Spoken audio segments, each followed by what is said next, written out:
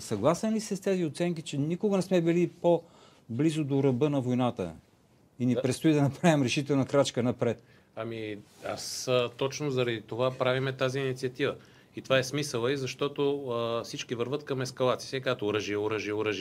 В момента Украйна, ако говорим геополитически план, може да получи по-добри условия, отколкото утре. Ще ви задам въпроса. Да. Ако някой може да ми каже как при конфликт между ядрена и неядрена държава може да спечели неядрената, ще го призная за Нобелов лауреат. Така че в този аспект аз смятам, че вървиме с твърди крачки към такава ескалация. Това е проблема и това е даже още по-големия проблем. Въпросът е, че може да не стигнем до ядрена, може да стигнем, не дай си Боже да стигнем, защото тогава всички разговори си водим, няма да има значение. Всичко ще приключи. Но с твърди крачки вървиме на пожертването на България като територия, като интереси, като каквото искате и въвличането и в този конфликт. Ако щете, като икономически последици, като военни, като жертви на деца, на наши роднини. И да не стигнем до, дай си Боже да не стигнем до ядрен конфликт, ние ще имаме последствия. И затова вие ме питахте дали съм урбанист. Ме интересува последствията за България, а не какъв е интереса на Украйна, какъв е интереса на Русия, какъв е интереса на Америка. Америка няма нищо общо с нашия.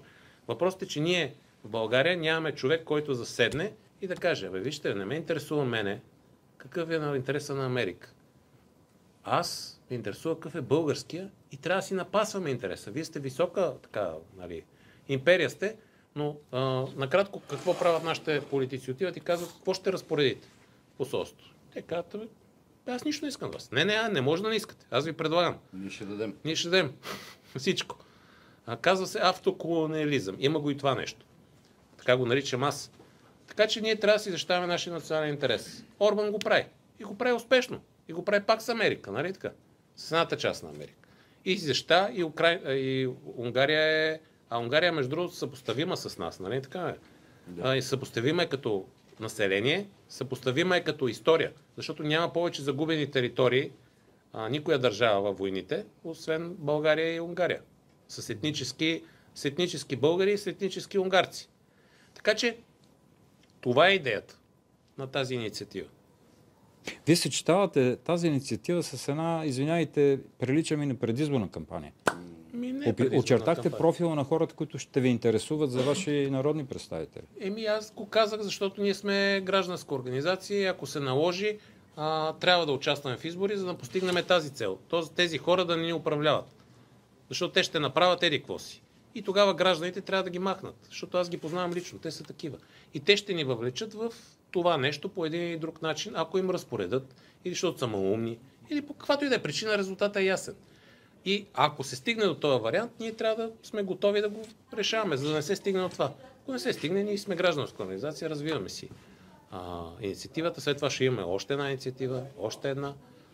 Интересите на Сандански на една НПО, интересите на Петрич на друго НПО и така. Но ние няма как си оправим държавата, без да махнем антиелит, който ни управлява. Това е термин на един известен мой приятел, политолог.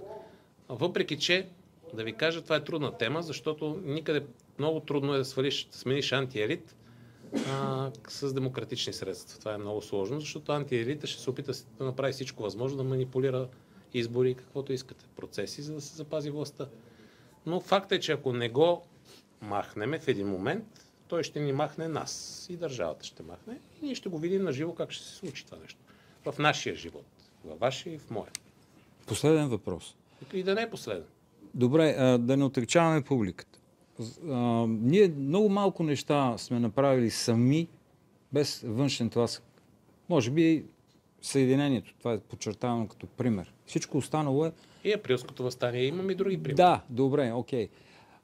Пак се връщам към геополитиката. Всичко това, което искате вие, ще ни бъде ли позволено да направим от въпросните геополитически сили, които изброих? Турция, Русия, Щатите, Европа. Ние какво правим? Тези геополитически сили как позволяват или не позволяват на Унгария? Що Унгария може да го прави със същата сходна съдба историческа, а ние да не може да го правим? Много добър отговор. Логичният въпрос е къде е български Орбан? Ще го търсиме. А дали не се заражда? Добре, това е друг въпрос. Вие търсите ниша за... Ще отговоря и нещо по друг начин. Отделно, ясно ми е, че казаха ни от Щатите, казаха ми от Русия. Синдрома на големия брат. Да, има го това нещо, но ако пък тези хора ги интересува това нещо, ясно е, че в Европа идва точно промяна на евроизборите, точно дясна. Не е дясна, тя е нормална. Нормалността се завръща по някакъв начин и тя ще дойде от европейските избори и след това ще дойде като дойде Тръмп на власт. Това всичко ще приключи, ще видите как Борисов, който е евроатлантик, ще каже, извинявайте, аз се обърках, аз съм радетел за мир, нещо стана грешка, подведоха ме и ще подари на Путин още едно кученце. И ще каже, извинявайте, тук едни хора, Мирчев, Христо Иванов, други такива, нещо ме подведоха и ме излагаха. Господин Гешев, наистина последен въпрос. Това се коментира и се чете на много места в интернет. Европа беше ли отслабена в резултат на руско-украинската война? Не, тя беше съсипана и то не я съсипаха, а се съсипахме. Ние с... това е вече моя геополитическа оценка. Сега аз не съм специалист в геополитиката, но Америка, ако трябва да говорим, постигна всички свои геополитически цели. По-скоро тактически, отколкото стратегически.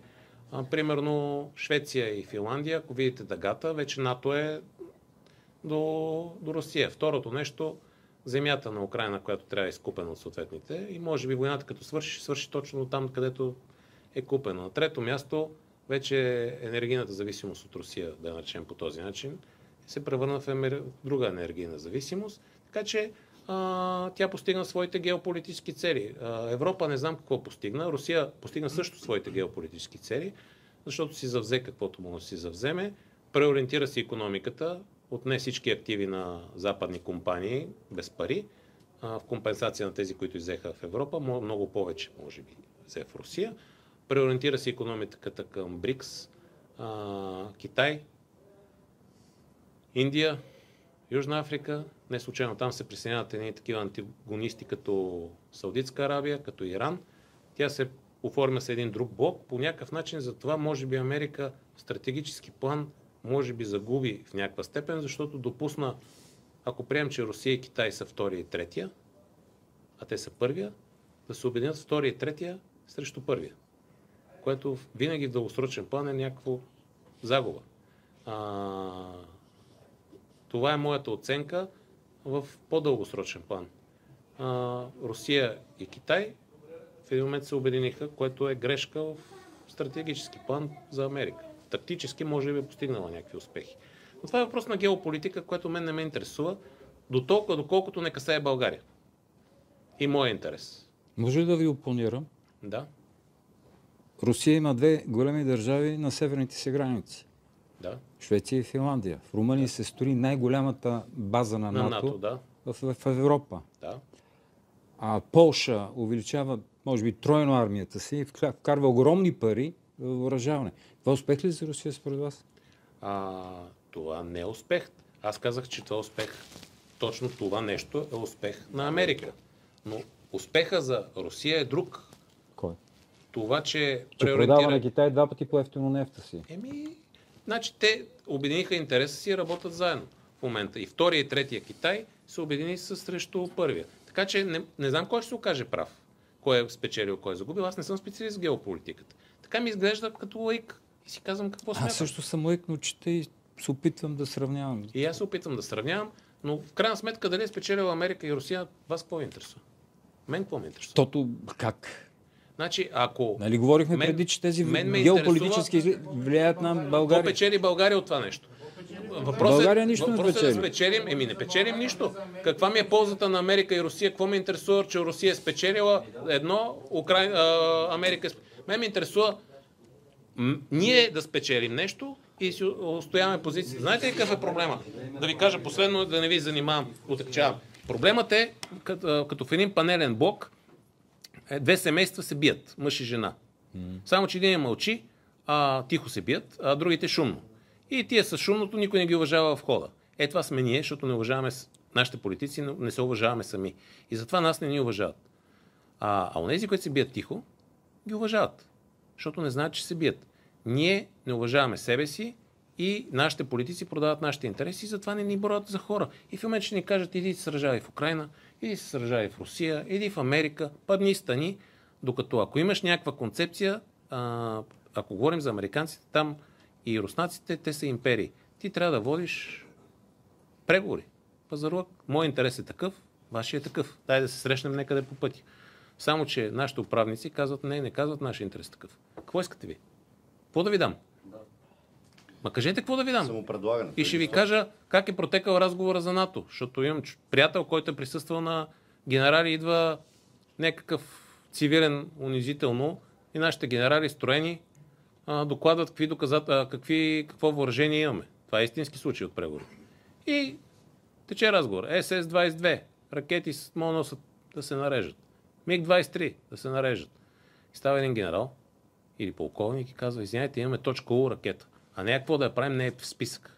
Щом питате, нарежете.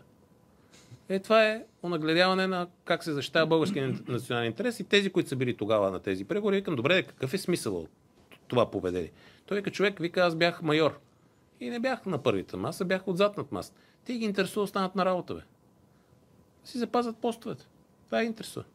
Само, че какъв е резултата за България? Ето това се опитвам да ви обясня, че трябва да защитаваме собствения си интерес. И без да защитаваме собствения си, никой няма защитен нашия. Това е положението. Средата е много токсична, това искам да кажа. Хубаво да е, какво да фанем да умираме тогава? До сега не сме показали с нищо, че може да вирем така токсична среда. Живи и здрави. Да. Добре, някакви други въпроси и да приключваме.